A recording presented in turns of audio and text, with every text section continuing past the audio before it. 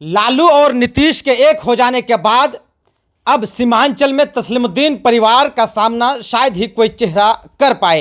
यह बात मैं इसलिए कह रहा हूं क्योंकि 40 साल का यह लड़का जो मरहूम तस्लीमुद्दीन का छोटा बेटा है, शहनवाज आलम, जो अब बिहार सरकार में मंत्री बन गए हैं, वो जब वे मंत्री बनकर अपने गृह जिला अररिया लौट रहे थे तो आम आवाम ऐसे मिल रहे थे जैसे सदियों से किसी का इंतज़ार था, कोई मंत्री बन के कब लौटेगा तो उनका इंतज़ार होगा।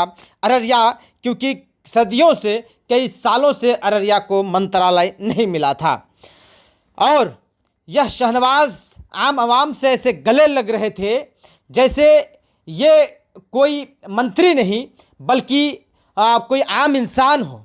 यह कोई मंत्री नहीं बल्कि कोई घर परिवार का हिस्सा हो, क्योंकि जब वे गांव में लौट रहे थे तो बूढ़े बुजुर्गों से भी ऐसे मिल रहे थे जैसे सदियों पुराना इन बुजुर्गों से रिश्ता है।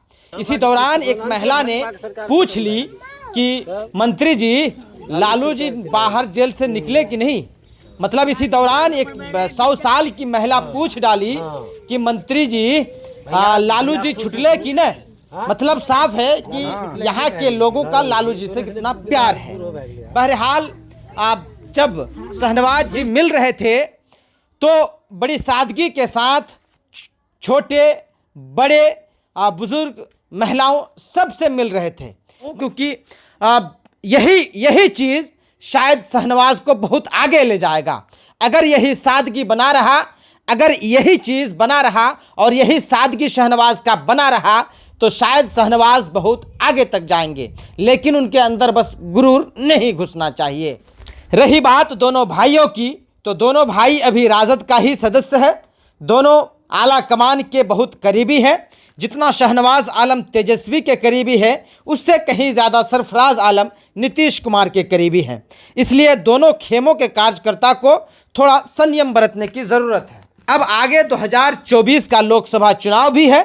सीमांचल में गठबंधन के सभी दल एक एक सीट रखना चाहेगा, जिसमें से कांग्रेस के पास सिटिंग सांसद है किशनगंज से, इसलिए किशनगंज का सीट सीधे सीधे कांग्रेस को जाएगा।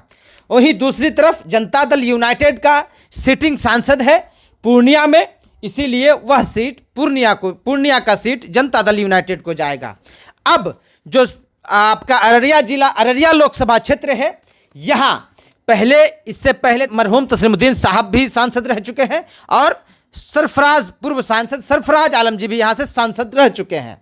और आरजेडी में, मतलब अररिया लोकसभा क्षेत्र में अभी आरजेडी से अगर किसी को टिकट मिलने की सबसे प्रबल दावेदार कोई है तो वो सरफराज साहब है। मतलब साफ है कि आरजेडी से किसी को अगर टिकट मिलेगी अररिया में और सबसे प्रबल दावेदार कोई आरजेडी का है तो वह सरफराज आलम जी है और यह सीट आरजेडी को जाएगा, ये तय है। बस कुछ दिन होने दीजिए, सरकार को पूरी तरह से अस्थायी होने दीजिए, फिर आप देखेंगे आरजेडी का आला कमान बहुत जल्द दोनों भाइयों को एक मंच पे लेकर आने का काम करेगी। बहरहाल आप हमारे साथ जुड़े रहिए, हमारे सच्ची बात मीडिया के यूट्यूब चैनल को सब्सक्राइब करिए और हमारे फेसबुक पेज को फॉलो करिए और हमारे साथ जुड़े रहिए, क्योंकि जब समय आएगा, जब मंत्री जी काम नहीं करेंगे, अररिया सीमांचल के लिए काम नहीं करेंगे, अपने क्षेत्र के लिए काम नहीं करेंगे, तो फिर हम मंत्री से भी सवाल करेंगे।